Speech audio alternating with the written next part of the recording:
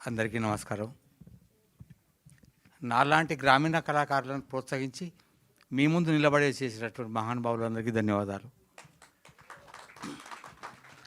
నాకు హరికథ, బుర్రకథ, విధి భాగవతం, నాటిక, ఏకపాత్ర సభాతం ఇవి రాయడం తెలుసు, వేయడం తెలుసు. కానీ ఇవాళ నేను సినిమాలో కూడా చేస్తున్నాను. ఇది విచిత్రం ఏంటంటే జానపద కళాకారులు అనేటటువంటి మా గ్రామాల్లో ఉన్నటువంటి వాళ్ళు మేము శివ సినిమా చూడడానికి బండ్లు కట్టుకొని వచ్చినాం. సినిమా చూసి ఆ ఆఖరికి మిగిలిన మిరపకాయ బజ్జీలు అమ్ముతుంటే అవి తినుకుంటూ పోయినాం. అది ఇప్పటికి కూడా గుర్తు. ఇవాళ నాగార్జున గారికి ఎదురుగా నిలబడి మాట్లాడుతున్న అదృష్టం. నాలాంటి గ్రామీణ కళాకారులను ఇలా ఇక్కడి నిలబెట్టగలిగేటటువంటి మంచి పని చేసినటువంటి మహానుభావులందరికీ ధన్యవాదాలు. మేము సినిమాలు చూసి సినిమాలో ఇట్లా చేశాడు నాగేశ్వరరావు గారు, ఎన్టీ రావు గారు ఇట్లా వాడిండు అని మర్చెట్టు కాడ పాడుకునేటోళ్ళం. ఇప్పుడు మమ్మల్ని మేమే సినిమాలు చూస్తున్నాం. ఇది నాకు 3వ సినిమా హీరోగా. ఇక మొత్తం సినిమాలు అయితే 79. మొదటి సినిమా ముత్తయ్య, దానికి ప్రపంచంలో 14 అవార్డులు ఏమో వచ్చినాయట. వాళ్ళు చెప్తుంటే విన్నాను, నాకు తెలియదు. తర్వాత బాపు సినిమా వచ్చింది. అది చాలా రోజులు ఆడినట్టుగా ఇవాళ నాకు చెప్పలేదు, కానీ దానికి అవార్డులు వచ్చినాయి. కానీ గమ్మత్ ఏంటంటే నేను నటించిన సినిమాలకు అవార్డులు రాకుండా ఏది పోలే.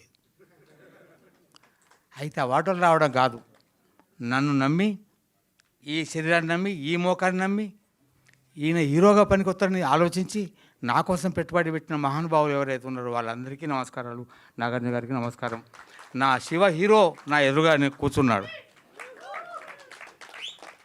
ఎందుకంటే మహానుభావుడు నాగేశ్వరరావు గారు, వారు ఎక్కడున్నా కూడా వారి ఆశీర్వాదం మాకు ఉంటుంది. ఎందుకంటే పచ్చగడ్డి కోసేటి పడుచు పిల్లల దగ్గర నుంచి ఆయన వేసిన ఒక స్టెప్ వేయాలని నానాయాతన పడ్డా.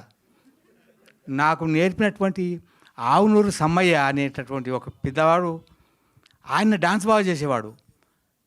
నాకు నీలాగా చేయాలని ఉన్నది అన్నాడు. ఆయన కోసం నాటిక రాసి అది ప్రదర్శింపజేసిన. ఆయనకు ఉత్తమ నటుడు అవార్డు వచ్చింది దాంట్లో. ఆవునూరు సమ్మయ్య వాళ్ళ చెల్లె చక్కగా పాటలు పాడేది, జానపద గేయాలు పాడేది. వారు ఎక్కడున్నారో ఎట్లా ఉన్నారో మంచిగానే ఉండి ఉంటారు. పాపం ఆవునూరు సమ్మయ్య లేకుండా పోయిండు. నేను 113 మంది మా క్లాస్మేట్లం. అందులో 13 మంది పోవడానికి సాక్ష్యం నేనే. పైన కాడ చూసిన. ఈ మిగతా 100 మంది ఎక్కడో తెలియదు నాకు. నేను 3 సార్లు 10th ఫెయిల్. కానీ నా దగ్గర చదివిన వాళ్ళు 40 సంవత్సరాల్లో ఒక్కరు 10th ఫెయిల్ కాలే. నేను ఇంగ్లీషులో లెక్కల్లో ఫెయిల్. నా దగ్గర చదివిన వాళ్ళు లెక్కల్లో ఇంగ్లీషులో కూడా ఫెయిల్ కాలే. వాడు పాస్ కావాల్సి సచ్చినట్టు పాస్ కావాల్సిందే. నేను ఫెయిల్ అయ్యి, నన్ను నమ్మిన వాళ్ళు పేరు గారు. నేను ఫెయిల్ అయితే కావచ్చు, కానీ నన్ను నమ్మిన వాళ్ళు, నన్ను నిలబెట్టిన వాళ్ళు, నన్ను మాట్లాడించిన వాళ్ళు ఫెయిల్ కావడానికి వీల్లేదు. అలా అనుకుంటాను మనసులో. అలాగే వాళ్ళకి విజయం కావాలని కోరుకుంటాను. ఆనంద్ గారు నన్ను నమ్మిండ్రు, నాగార్జున గారు నన్ను నమ్మిండ్రు. దీనికి ఆర్థికంగా ప్రోత్సహించి వినోద్ గారు కెమెరామెన్ గారు కూర్చుంది. ఒక్కొక్కసారి మా అమ్మ ఎట్లా నిలబెట్టిందో అట్లా నిలబెట్టి, నాకు మేకప్ వేసేటోళ్ళు కూడా మా అమ్మ తర్వాత అంత మెల్లగా దువ్వింది వీళ్ళే. మిగతా చోట్ల అంత సౌకర్యంగా లేదు. అట్లాగే నాకు ధోతి కట్టినప్పుడు కూడా మా అమ్మ కట్టేది, నాకు లాగు తొడిగేది. నాకు ఇక్కడ కూడా అట్లా అనిపించింది. అచ్చమ్మ అమ్మలాగా తర్వాత దువ్వింది వీళ్ళే అనిపించింది. అయితే ముత్తయ్యలో బాపులో నాకు అట్లా జరగలేదు. కట్టుకోవా, ఈ ధోతి కూడా మేము కట్టాలనా అన్నోళ్ళు. నేను కట్టుకుంటలే.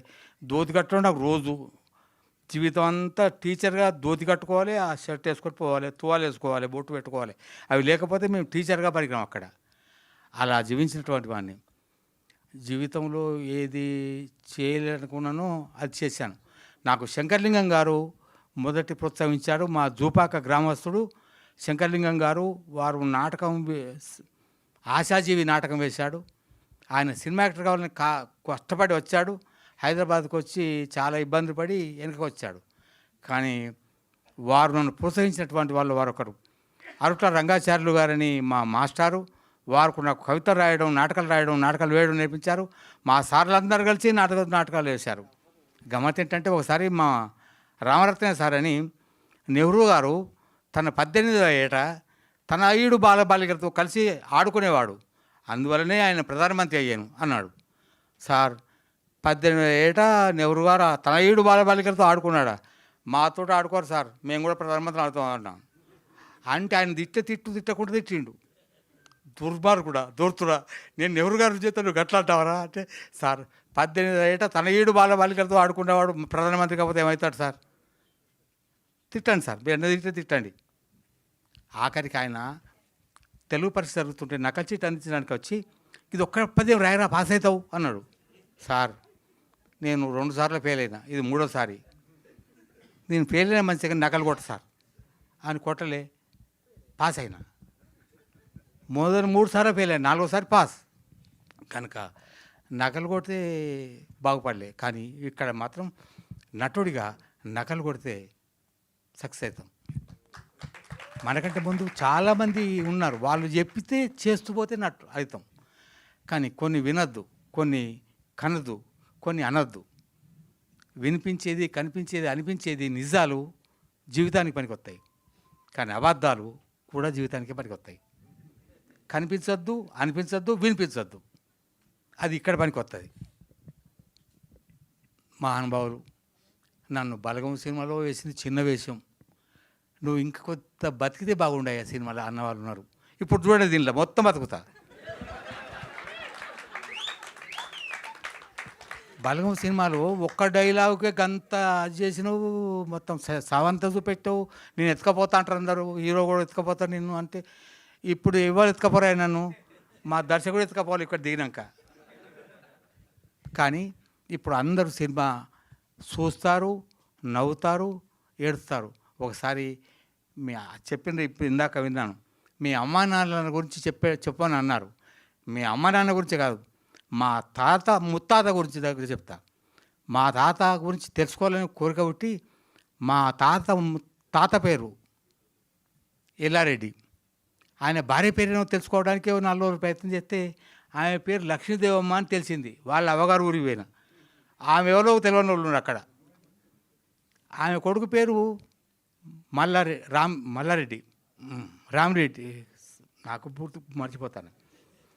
ఎల్లారెడ్డి, మల్లారెడ్డి భార్య పేరు బుచ్చిరామమ్మ, ఆయన కొడుకు పేరు లింగారెడ్డి భార్య పేరు వీరమ్మ.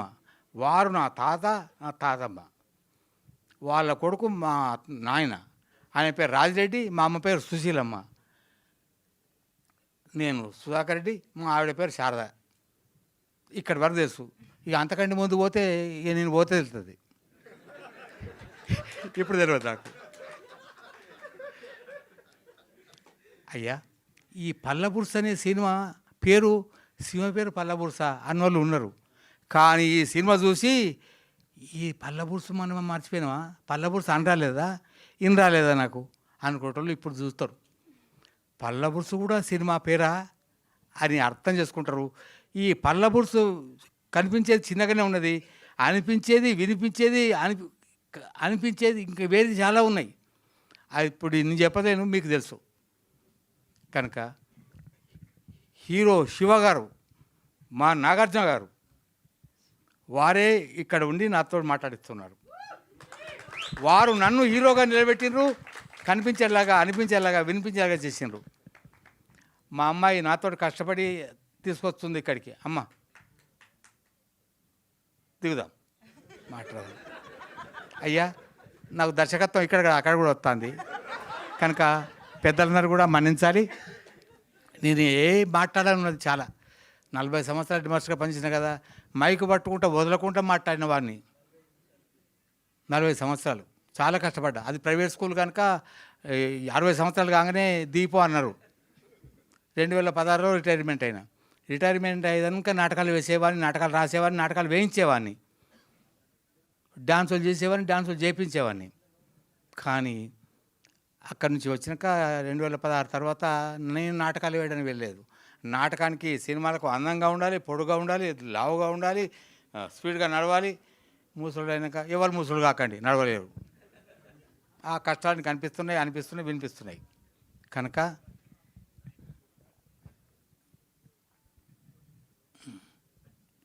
పర్లేదు. అవి అలా జరుగుతూనే ఉంటాయి. సార్ ఇందాక నుంచి నాకు ఒక చోట కొట్టేస్తుంది. అంటే పచ్చగడ్డి కోసేటి పడుచు పిల్ల డాన్స్ ఎవరి కోసం వేయడానికి అంత కష్టపడ్డారో తెలుసుకోవాలని అక్కడ ఆగిపోయాం మేము. సినిమాలో ఎట్లా చేసి నాగేశ్వరరావు గారు అంతేనా, లేకపోతే ఏదైనా పడుచు పిల్ల కోసం నేర్చుకున్నారా అని? మా మా స్కూళ్ళల్లో పడుచు పిల్లల గురించి ఆలోచించడానికి అవకాశం లేదమ్మా. హెడ్ మాస్టర్ నా కర్మగాలి, హెడ్ మాస్టర్ కాకపోతే వేరే విషయం అమ్మ.